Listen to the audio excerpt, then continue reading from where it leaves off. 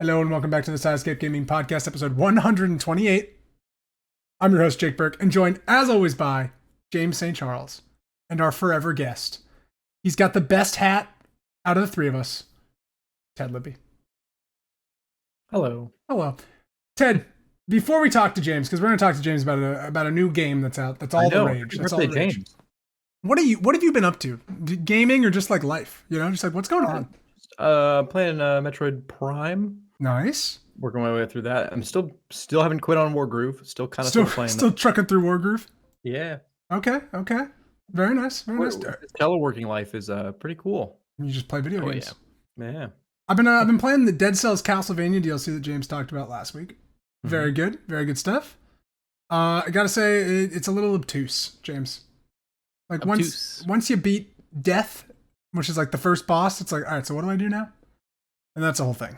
And you gotta like get to, like, if you start a new game of Dead Cells, you gotta get all of the like runes, unlocks. the unlocks that let you do stuff, and that's a little aggravating right now. Well, yeah, what sucks is it's a DLC. It's $10, right? Pretty reasonable, but it's definitely geared toward a Dead Cells player who's played from the beginning. Yes, and so someone new coming to it, you have all these unlocks that you need to get to progress and make things easier. But but to do anything you want to do, you still need all of it. And it's just it is aggravating. It's like, hey, I can't open this door because I don't have this, or I didn't do this because I didn't do that. Yeah, like I don't have the wall jump, and that like just cuts off an entire portion of the map for me, and I'm like, right, I gotta figure out where to get this wall jump from. Yeah, and I think that's like that's a feature that they should be like, hey, you're new to the game, you can just unlock everything because we're not going to make you sit through like 1,000 hours of playing the same thing over and over again. That being said, Dead Cells is an amazing game. It's so damn good. Very good. But James, you've been playing something that's gonna be all the rage in, say, June, I think is when it comes out. June 6th. June 6th. 2-3. Of course, 6/6. It has to launch on 6/6. Can't have a 6/6. Well, and if you times 2 to 3 at 6 p.m. There we go. James, tell me about Diablo IV, the beta. You're in. Is it an open beta or closed? Did you get invited? It's right now. So tomorrow, will be open beta. You can pre-download. But last was it Thursday? Might have been Friday. Okay. Can't quite remember. Might be Friday. Was early access, and how you got into early access is there's two ways. You can pre-order the game, so spend the $70, pre-order it, or you can get a KFC Double Down, and they gave out some. That's what I was hearing. Yeah, you can buy a KFC Double Down. There it is. Is that what you did? Did you go to KFC? No, there were a lot of jokes that I pre-ordered it, but there were a lot of jokes where it's like I bought the KFC Double Down, and now I'm in the bathroom, so I can't even play the beta anymore. I'm shitting my brains out from KFC. Yeah. But anyways, so what the early access beta is it's just the first act. Okay. I think that's nice. And you're capped at level 25. So Question? You can't go below level 12. Go ahead. Does your progress carry over from this to Diablo IV? I don't think so. Okay. Yeah.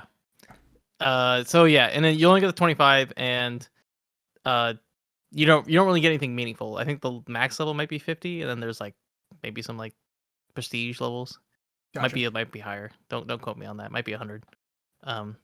But anyways, it was I played all of the story content. So I went through all of the story, and I gotta say it's pretty good. Much better than Diablo 3 story. It reminded me of the Diablo 3 DLC, Reaper of Souls. Oh yeah, DLC.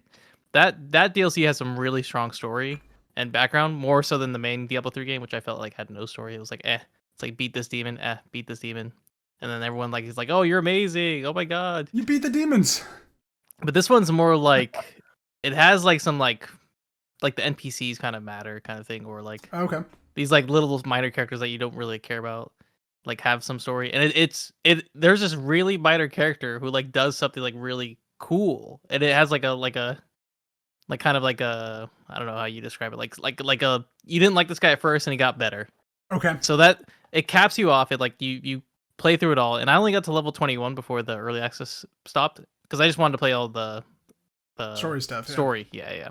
A bunch of side mission stuff, which is fine, and a bunch of dungeons. I played with a friend. We played some dungeons, little mini dungeons, like little like kind of mini raids, and you face like an end boss and get some items or stuff. It was pretty fun. The open beta this weekend is going to be the exact same thing, except there's 2 more classes you can play. So in the first early access, you can only play Barbarian, Rogue, and Sorcerer. And Sorcerer was by far the best class. It's amazing. I was doing a Lightning Mage. Incredible. I was having so much fun. And then my friend was doing a Frost Mage. So we would just go to a dungeon and they would just freeze everything and I would just like shock everything and we just blasted just through. Instantly die. Yeah. But then this week, so in the open beta, you can play as a druid, which I'm gonna guess is a healing class, but maybe you have some like summons. Okay. And then necromancer, which is like that's a classic. Yeah. So necromancer is what I was playing in D3 when they released the necromancer DLC. That was fun. So I might go back this weekend just to like try out the necromancer, level it up a bit. But so far, really, really good. Like really clean, looks nice. And it has a slower pace than Diablo 3. It feels like Diablo 2 a little bit. So it's not as like go, jump all over the place. Right. There's so much shit going on. There's like some actual like strategy to like fighting some rooms. And That's really good to hear. I know my biggest turnoff to Diablo 3 is by the end, it got so quick because you're kind of supposed to just blast through it to get to the end, more or less, or to get to kind of more later game content. So to hear that they're slowing it down and making it more like a flushed out kind of story RPG for those people who want it, I think is really cool. The boss fights felt like boss fights. Like I feel like in Diablo 3 you just like ran through and just like it didn't matter. But these ones, like there's some strategy, there's some difficulty, there's some world bosses where it's really hard. We were just like walking to the next dungeon and we were I think level 16 and then a level 25 mob just randomly spawns, which I guess that can happen in certain areas. And we were struggling, but then some guy who was level 25 came because it's not like your own instance. It's kind of open world. It's like an MMO now. Okay. So you'll be in this instance with a bunch of other players. And so this random guy came by, helped us out, and then left. And it's pretty cool. So it is like a open world MMO, but still with that Diablo setting. Diablo Immortal had that where other people were kind of just in your world with you, almost MMO-ishly. Yeah. And it's not bad. It's not like they can grief you or not like they can do anything to you. They're just there. Mm-hmm. So as a Diablo virgin that I have not touched anything Diablo related. I've watched maybe 20 minutes of a gameplay through a trailer. Yeah. Is this a good game for me to start on?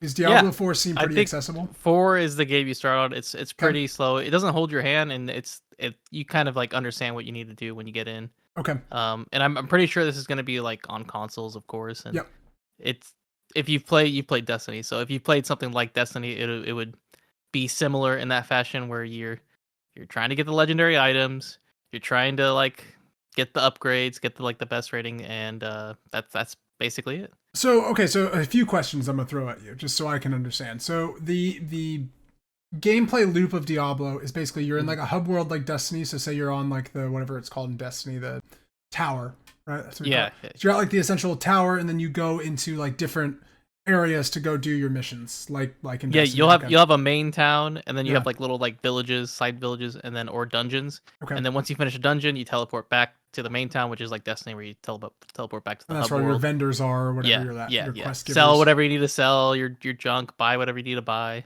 So is it like Destiny, where basically there's the best one item for every class or weapon, and that's what you're going after? Or is it more varied where like I'm going to be able to, like you said, be a lightning mage and there's better lightning gear than there's I'm not too sure about Diablo 4, but in Diablo 3 there were like, here are the legendaries, then here are the ancient legendaries. Ancients were like the best possible you can get. So I'm not sure if they brought that over into Diablo 4. I'd have to check. Okay. But legendaries, there'll be like different stats, and you can re-roll the stats. So it's like this stat is really good for chain lightning. Okay. This stat is really good for frost. And so like what was happening is when we were in these dungeons, we kept finding like items for each other. So I'd give my friend like a frost item, and they'd give me like a lightning item. Okay. And so I thought that was really cool. So some items are tuned for it, but maybe this is like this ring of whoever is plus 27% damage, but this one is like plus 50%. So that could be a real thing. But I'm not too sure how the trading or the auction is working, because a lot of these items that we were getting were like account bound. So once you got it, you can't trade it, you can't sell it, you can't Because that was a big problem in the past, right? Was the auction house and stuff. Auction house they got rid of like immediately. Diablo 3, it really destroyed it. So I don't think they'll bring that back. But if you're trying to get like an item, like the best item in Diablo 3, it was Ancients, and then you wanted one where you could have sockets, and sockets were like you add a gem, and it would add more stats. So yeah, there is like definitely an item grind mechanic if you wanted the best. But it's like it depends on like what you're trying to do. But it's not like you have to like go out of your way. If you just play the game, you'll just end up getting really good items. Okay. Yeah, because I know like Destiny gets really grindy towards the end of like, now we're all in this area and we're just trying to get the same. We're running this mission to get the same rocket launcher that everybody's going to be using. It wouldn't be like that. And that was the problem I think I had with Destiny. Where I was like, man, I have like all these items and I'm only at 987 power. And I have these like really bad like boots or something like that, and I can't find anything else because I'm stuck with these really crappy boots. My light level's not high enough, damn it. Yeah. No, you're gonna have like so many legendary items or so many items that you're gonna be like, okay, which one do I use? How do I soup it up? Oh, I have these items for this class. Maybe I do something like that. Or you can re-roll, or there's gonna be so much stuff you can do for customization. Gotcha. And then so like when you're picking a class, are you locked into that class? Like once I pick the barbarian, I'm a barbarian. Yeah, so you'll have like a barbarian class, you'll have a rogue class.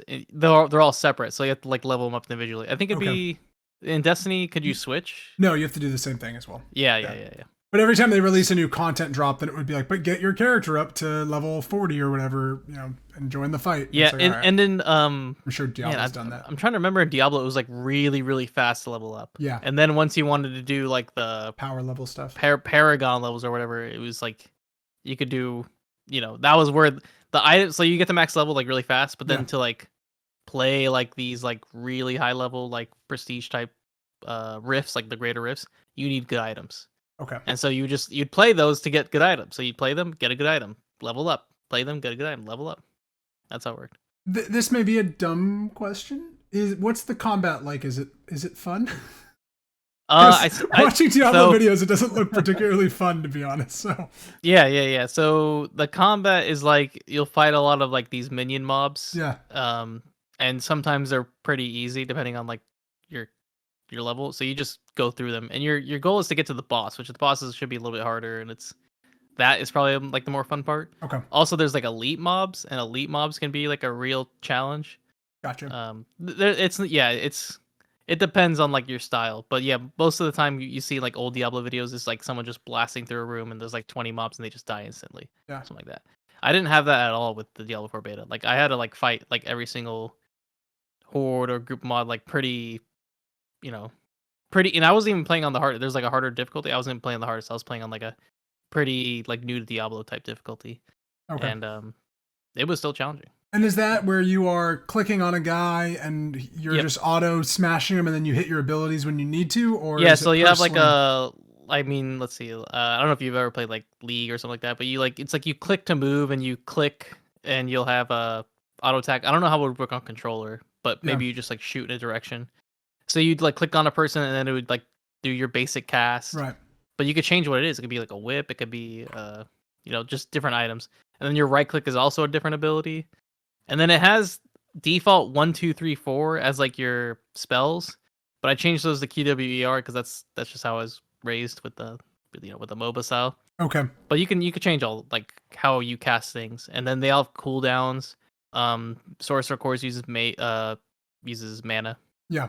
And I didn't see any mana pots, so I don't know if they got rid of it. There's like a health pot flask that you have that has like 4 or 5 charges, and then when you kill an enemy, sometimes they'll drop a health pot and it replenishes it. Okay. But over time, like the mana was coming back, so you couldn't spam your abilities, like even if they were off cooldown. Oh, okay. So I felt that was pretty balanced. But that's interesting.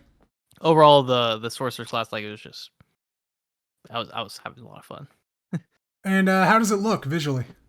That was my visually question. It's way better. It's like I think someone showed the snow and you could just see the footsteps in the snow and just like the little like environments and how the mobs interact with the environment, and you can blast something in, it just explodes. It's really, really good to look at. Very cool. That's it. Yeah. So definitely like they got a lot of attention to detail, just little minor things. Yeah, and then apparently you get a mount, but I think it's locked off at least it was locked off in beta. Yeah. That makes sense. So the mount will make things a little bit faster because sometimes you have to walk to an area. And you know how we feel about walking an area. It's not fun. I don't like walking. So you'll get a mount. This ain't a walking podcast. Eventually. Yeah. But you can TP once you unlock the place. Like there's like little like portals, and you just teleport. All over the place. Like instant traveling. Ted, what questions do you have about Diablo 4? Most of my questions I think have to do with what's outside of the beta. I'm really curious about what they're planning on doing for endgame. Because my personal experience with what I want out of Diablo 4 is just a fun hack and slash story from beginning to end, where I pick up the controller, I play through Diablo 4, the story, with some friends, and then I beat it, and then I'm done. I personally am not kind of the end game person. We're playing this game for the rest of our lives, Ted. You and me. Yeah, this and MLB The Show. Every year. Yeah, I haven't. It hasn't. The bug hasn't bit me yet that so many Diablo players love, of that, like, you're grinding to get to go to the higher dungeon to then grind for the better items, and then you just keep that up until you're just ridiculously powerful. But I am really curious how they do that in this game. Yeah, and I've done that a couple times, and it at least with Diablo 3, like I was that person that would grind like for like the end game, and then eventually it's like you realize, oh, you can't get like the best ancient, even though if you got it, and you can't get the best stats. Yeah, but yeah, I am curious like how the end game. I mean, I saw that there's world boss events, there's clans, you can have a clan. Yeah, so maybe it is gearing more towards MMO, and I'm hoping it is. I think that's a really smart choice for them. I'm also curious, but again, I don't know if you could tell this from the beta, because I really am curious about the gameplay. My favorite Diablo, weirdly enough, is Diablo 2, which I will say the gameplay in that is not very fun. You are just clicking the left click button, and then situationally you press your other spells, but it's a lot of just mindless clicking, which in a certain time and place is a great game to play. Don't get me wrong. Like an after work game where you're just clicking. Yeah. That's awesome. Just chase the dragon, 3, yeah, Diablo 3 for me felt very too fast paced, where like it was a little too easy. Like I would just click and everything would explode. Yeah. And then there was a lot of pressure of like, well, just like hurry up and beat it so that you get to the hard part. And you're like, well, I don't want to do. Yeah, Diablo 3 play the story. Was very easy, but Diablo 4, like what it does is it scales every mob to your level. So I could be playing with someone who's level 25, and I could be level 16, and they would be facing level 25 health mobs, and I'd be facing level 16. So it's all like, instant. Oh, that's cool. Yeah, so it worked out really well, and so every single mob you face should be like at your level and at your challenge. It may not be at your item power. Like let's say you could be level 16, but like have some really powerful weapons somehow.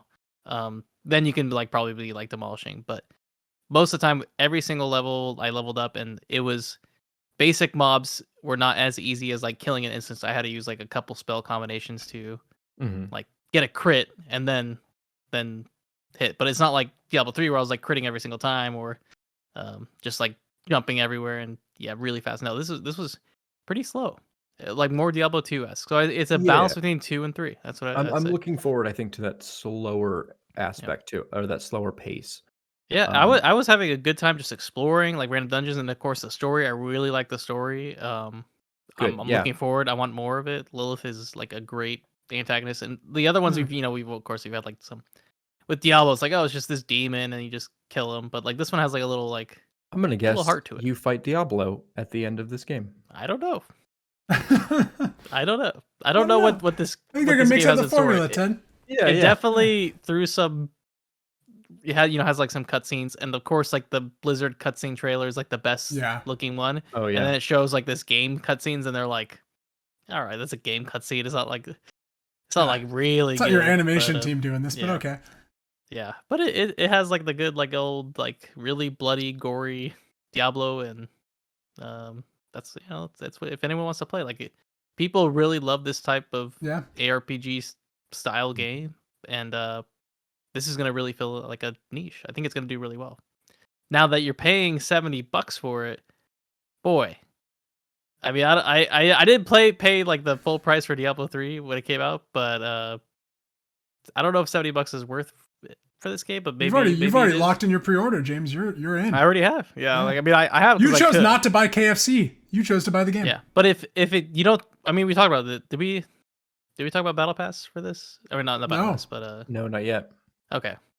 I'm just wondering like how much more is the battle pass for this if I'm already paying $70. They already said there's a battle pass. Yep. Yeah. There's a battle pass. Yeah, there's going to be a cosmetics only battle pass, is what they've said. I don't really care about the cosmetics, so I don't know if I'm gonna. Yeah, I don't mind the loot that I pick up in game is Unless enough it looks for like me. Master Chief. Then I'll do it. Yeah. You'll be able to look like a StarCraft Marine. Yeah. And then wait till that Xbox deal goes through, and then you'll be able to look like Master Chief and Banjo-Kazooie and whoever the fuck you want. Yeah, I mean, I know Blizzard has gotten their fair share of punishment from Diablo Immortal, so I'm hoping against hope that a lot of that stuff isn't there, because having put time into Diablo Immortal, I can say that was pretty disgusting. We have an episode about Diablo Immortal's predatory battle pass system. Click on Ted's nose right now to be taken to that episode. Yeah, let's see if he actually does it. He doesn't know how to do a YouTube link. Yeah, so I'm hoping that they don't do that, at least for this beginning, the initial stage of the game where it is just an RPG story. We'll see where it goes. I know they have already gotten a lot of negative pushback for even announcing that there is a battle pass day one. So we'll see. And they have said it is cosmetic only. Yeah. I think if anyone... Oh, good. I just think that's a very hard sell when you have a $70 game and then a $30 battle pass on top of that. That's a hard sell. I'm not even, I'm not going to do it if it's just cosmetic. Yeah. I mean, I'm not... But they'll definitely get people, because of course, if you can like customize your mount from a plain horse to something cool. Yeah. But like Master Chief? Ted, did you play Lost Ark at all? I did not, no. Okay, so the gameplay felt like I was playing Lost Ark because it has that MMO feel where there's other people you see and you're leveling up. But the loop in Lost Ark really sucks with the missions once you finish. I had enjoyed all my time up to the end game. And then once I got to the end game, it was awful. So if they find like some fun stuff to do in the end game, I'd be really happy. I really liked in Diablo 3 when you'd get these like treasure keys, and then you can go to a treasure world and you could just get so much gold and a chance at like really rare items, and it was awesome. It was like the best thing ever. Treasure goblins, they still have treasure goblins. Jake, what these are is like they run around in like wherever you are in the area, and you have to kind of run and catch them and kill them as fast as you can so you can get all their items and gold. Love it. As you really bash them, loot and gold pops out. It's nice. Yeah. Okay. And I remember there was this one in Diablo 3 where it would spawn other goblins, so you had to like kill one and then get the other ones, and like they're all running all over the place. It was crazy. It was a lot of fun. That's cool. But this is definitely going to be a fun game to play with friends, and I know they're targeting like that 4-player type of group. Get in a dungeon, do a bunch of dungeons, get some items, like have a good time. I was having a blast. I'm excited to try it. I'm excited to play co-op with you guys. Like I think that'd be really fun for all three of us to hop in. Crossplay we talked about? Yeah, there's crossplay. Yeah, I was gonna ask about that. So I figured there would be Xbox, PlayStation, and PC, right? No Switch, because I know Diablo 3 is on Switch. No Switch. Okay. Probably eventually Switch, maybe. Yeah. I don't. One of these days, Switch is just not gonna be, ever there. I think for any of these today. Yeah, I think that day is today. Yeah, that day is games that are coming out for everything. The time is now for Switch. Yeah. Hey, if you click Ted's nose right now, you'll be taken to our episode about how the Switch is dead. It won't happen. We said it wasn't dead. Oh shit! Damn it. Right. Any final things about Diablo 4 that you think we should know? So I'll definitely give out the open beta try just to try out the Necromancer class, because that's the one I was more interested in, because you have little like summons that follow you, and that's a lot of fun when you have like little. I'll make this my final thought. Did you have any queue time problems? So I did it the initial day. It was a 2-hour queue, but that was just the initial day. Every single day after that, no queue. Okay. But this was of course the closed or like early access beta. With open beta, I have no clue. You could probably be in a long queue. So definitely, I'm sure you will be. But that's something they're going to try to iron out as fast as possible. That's a real downside, I feel, for Diablo 4 the way they're doing it, is because Diablo 3, you just played your own instance. You didn't have to play like in like with the big group of people. I don't know. So, Diablo 3 was down for almost 24 hours on launch day because of queue times. The initial, but like afterwards. But yeah, I mean, always a launch day will always have that issue. Yeah. I feel, no matter what, and I think they handled it pretty well. Like you just sat in a 2-hour queue, do something else while you wait, and then I had a friend he just queued up while he was at work and just sat in the character creation and it didn't kick him out. So get the character creation and sit there, and then go to work. Yeah. Ted, you presented our big topic today. I did. You did. Are you ready to present it? I want to talk about something at the end of the show. I want to talk to you about my video game related thing I'm doing. Okay. But let's talk about this game issue. Yeah, man. Some news. I mean, it's still kind of a light news time. We're at the end of Q1. Yeah. But this is something that came across my desk today. Your editor-in-chief dropped it on your desk and said, "It's time for us to talk about this." Yep. 150 characters. Write it up. Yeah, man. Okay, so this has been happening for a little while, but it's kind of bubbling up to the surface. So EA, Electronic Arts, everyone's favorite publisher. Sports. It's in the game. Yeah, it's not in the game, because EA is starting to delist some of their titles from digital sale. And so I'll do this chronologically just for the sake of timekeeping. EA bought a company called Codemasters. Codemasters makes a bunch of racing games. They make the Dirt series. They make the F1 series. They were contracted to make the F1 series. EA bought them. And then at the end of 2020, or in March of 2022, EA delisted F1's 2010 through F1 2018. Not a lot of press about it. These are kind of old games. You kind of understand that the licenses. Annually, the games. All right, sure. Right. Yeah, that happens. So in January of this year, EA announced that they would be delisting F1 2020, which hit a little bit harder because that game's still kind of new. Yeah. Apparently, this was a fan favorite because a lot of people during the pandemic stuck at home got into racing this way. And so a lot of people were pretty bummed out. This has been completely delisted. You cannot purchase this in any way. Yeah, kind of question, is it still online? Can you still play it if you own it? Online services still work. Okay. But you can't buy it, or it has also been taken off of EA Play. You cannot, and nobody new can ever start playing it without pirating it.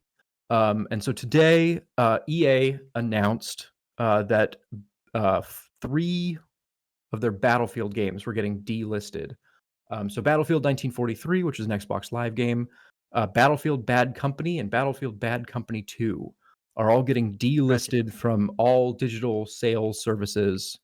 I believe it is April 28th. Yeah. Let me double check that. End of April. It is all getting delisted from stores. Yeah. And then December 8th of 2022, so the end of this year, their online services will be completely shut down. These games will be dead as far as consumer purchasing is concerned. Yeah. So this obviously has stirred up a bit of hullabaloo. Bad Company 2 is a fan favorite for a lot of people, and is still very much alive. There's a huge community there. Yeah. Well, yeah, people can play it. Like it's not by any means dead. No. So I'm wondering what's gonna happen, because I was checking GOG, and GOG usually like retains a lot of it, but from Will's side, it is every single digital store that is not gonna have. Yeah, so the publishers maybe you can get a physical copy. But also, they're gonna be shutting down online services for Battlefield Bad Company. April. It will be completely dead.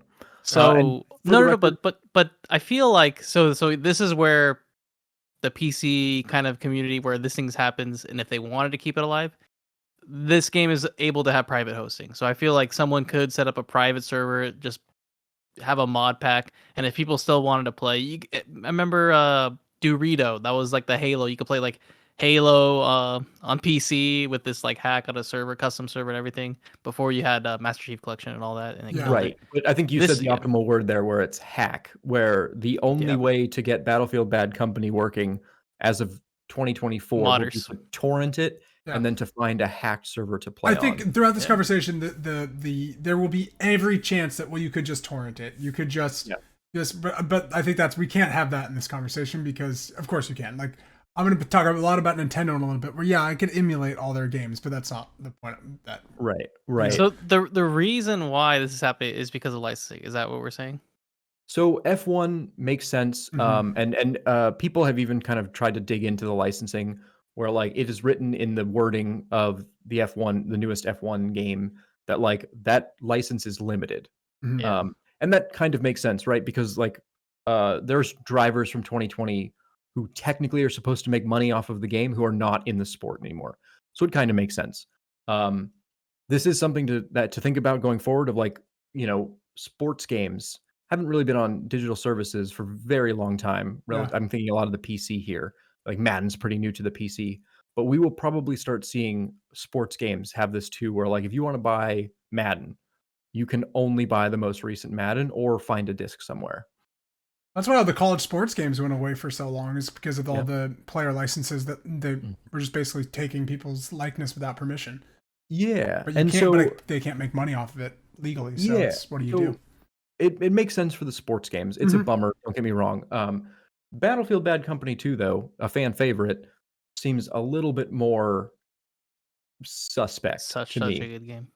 When did that come out? I'm going to look it up, but do you know off the top of our head?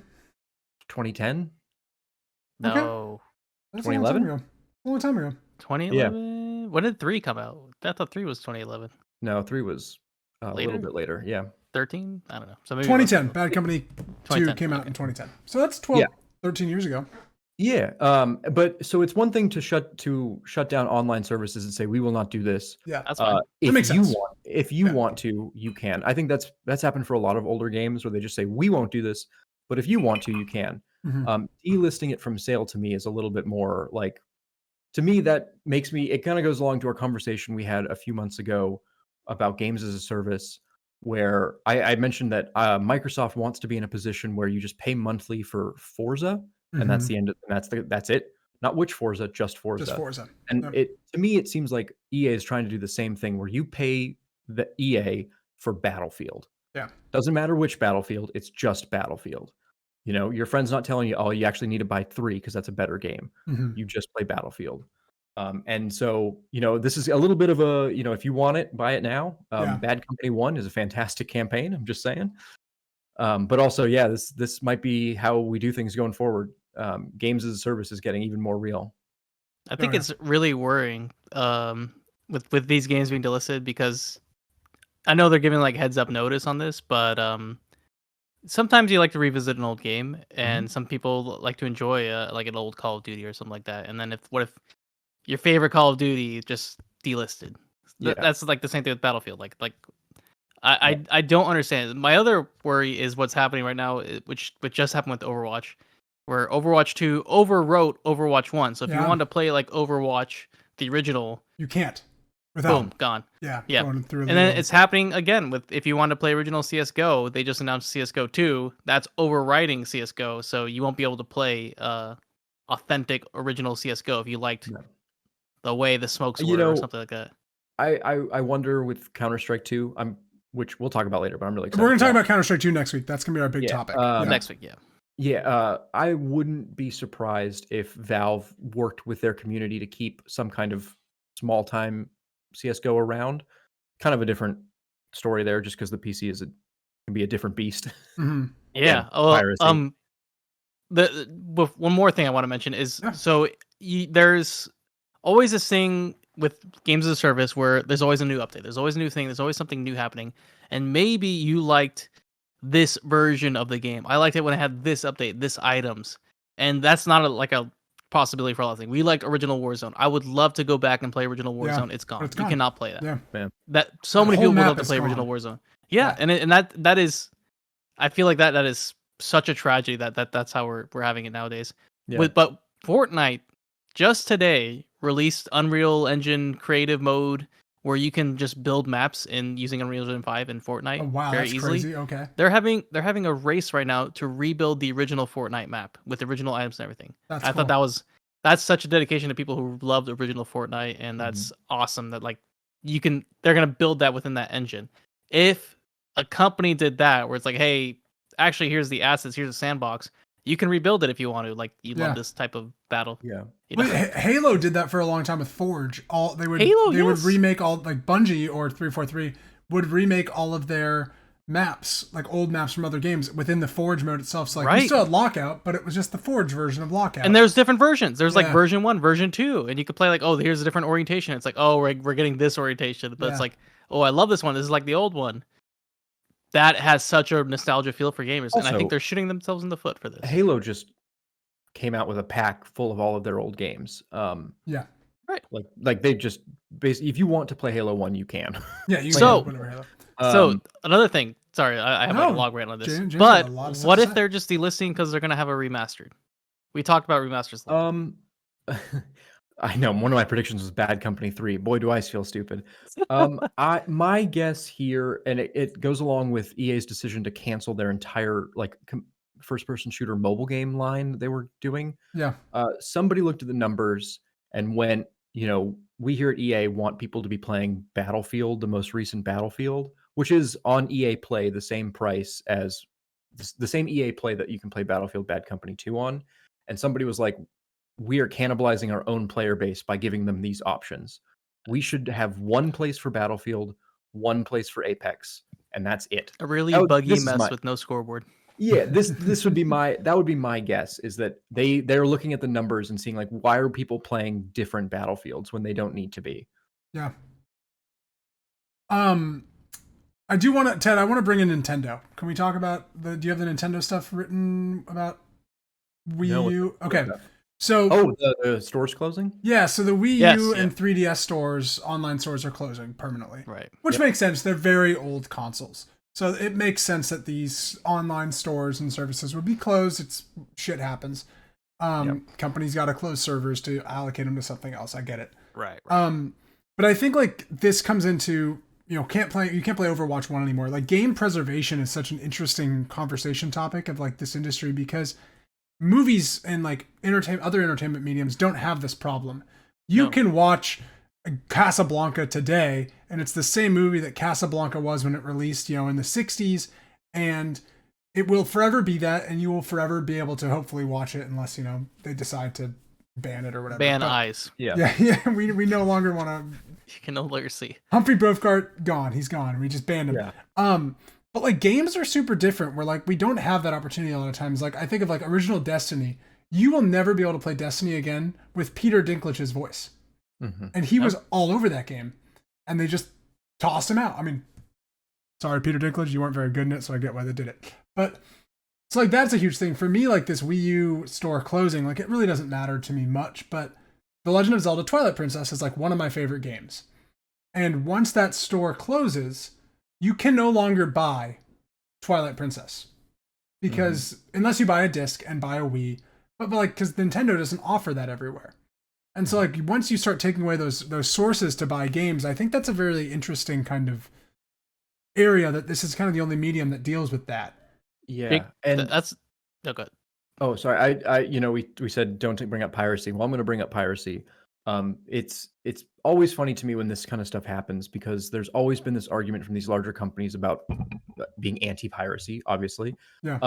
But when they shut down the ability to buy and play your game, it falls into a category of game called abandonware, which means that the people who made it no longer are paying attention to it. And that's where we get into this gray area of like, am I allowed to download a copy of Twilight Princess and emulate it on my computer because you, the provider of this game, won't give it to me anymore? Yeah, you have destroyed my way to procure the game. Can I still play it? Or is it legally should I just not be allowed to play this game anymore? Yeah, and we've been having this question for ever 10, 15 years now. But to me, and it's pure happenstance that the Wii U store, the 3DS store, is closing at the same time that EA is delisting a couple of their games that I grew up with. Yeah. Where it's just like, like I get it. Like if you want to go pirate some 3DS games, do it. Yeah. Right. You also have to consider the price. So I was looking at like, my sister has a GameCube. Like maybe we can just like have a GameCube night, like play some old games. Like let me look up like Double Dash, and some of these they're like $100 plus. Yeah. Like for just not even like a authentic. Trying to buy a copy of Double Dash? No, I'm not. Ted will sell you his copy for $300. No, now I'm not. No, I was just like, no, heck that. You get the USB, the Nintendo GameCube controller from Amazon for $20, and we'll emulate it. Boom, done. Yeah. Like I'm not paying that exorbitant price, which is what we're gonna see, because with all these markets closing, it's like, hey, this 3DS game, you can't buy it online anymore, and it is a rare one. There was only like 100 made. But at least it exists. Like, and I guess technically Bad Company 2 was a disc on the 360 and PS3. So I guess technically there is a disc still out there. But there will definitely be a shortage. Mm-hmm. Like eventually, not many people will have these, and because whoever like they've gotten old, they've gotten scratched.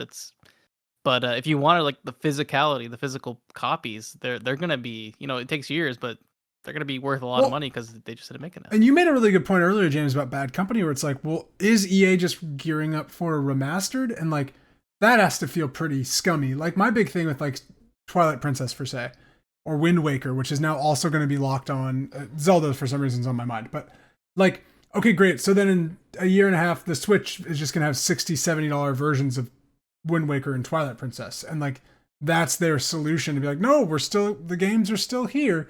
It's like that to me is like, that feels shitty. That's like, if they remastered Casablanca and made you pay $20 per watch to go watch it at a theater or something. And like, that's the only way you could ever watch Casablanca again.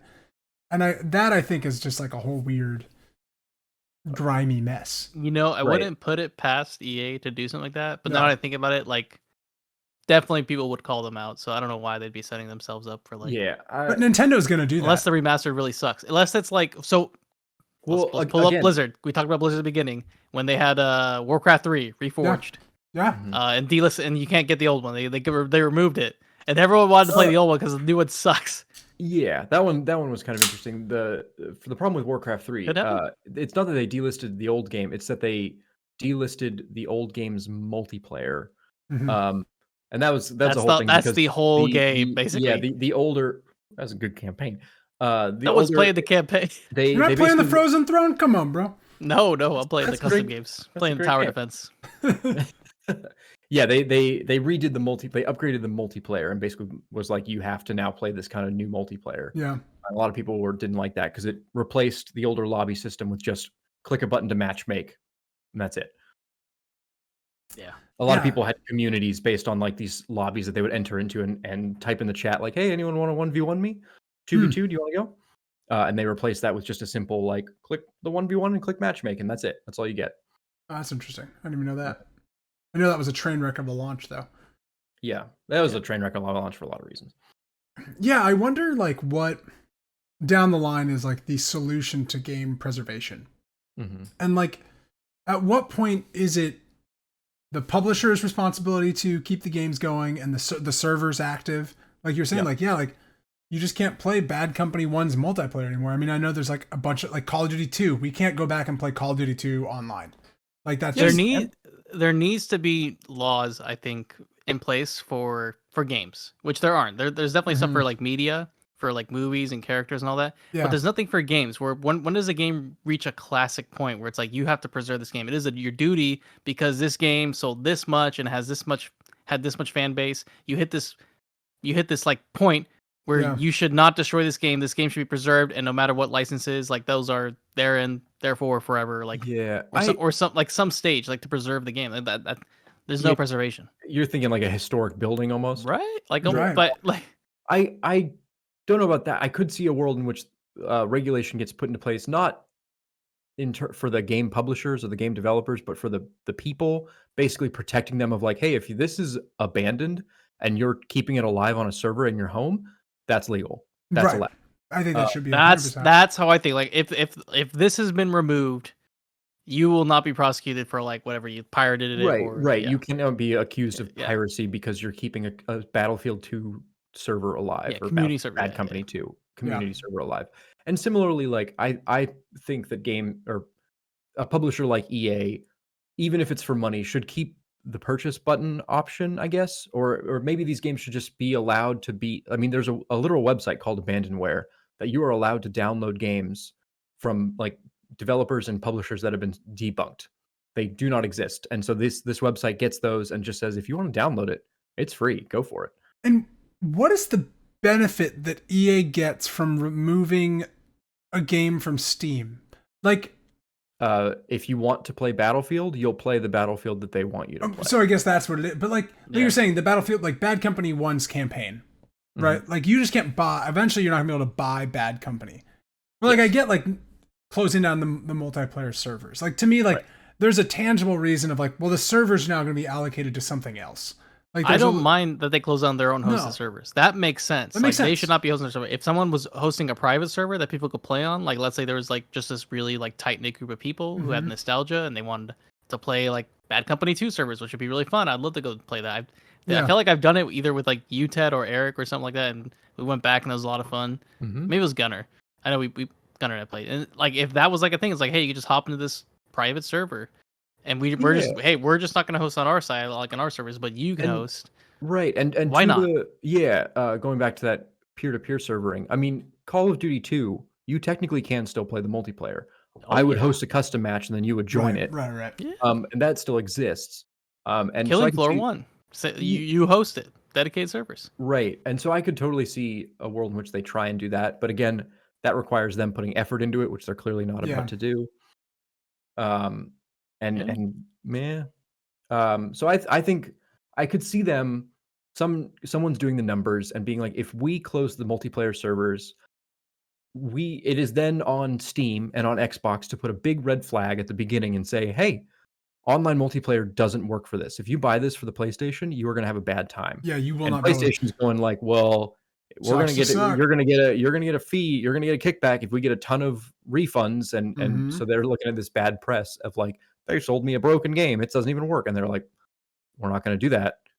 Delist it. I could see that. It's like they don't want to keep like preserving. It's like, hey, this broke on Windows 22, and this game from 30 years ago. And that makes sense. I could see that. Yeah, that makes sense.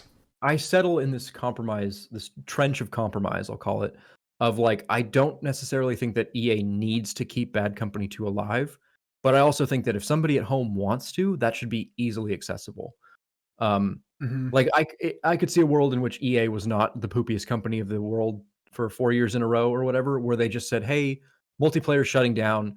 We're going to take this off of the store. If you want to download it, here's a button, and here's a button for the dedicated server, option. And those are two buttons that you can download from the EA's website. And they just make it quiet homebrew community thing.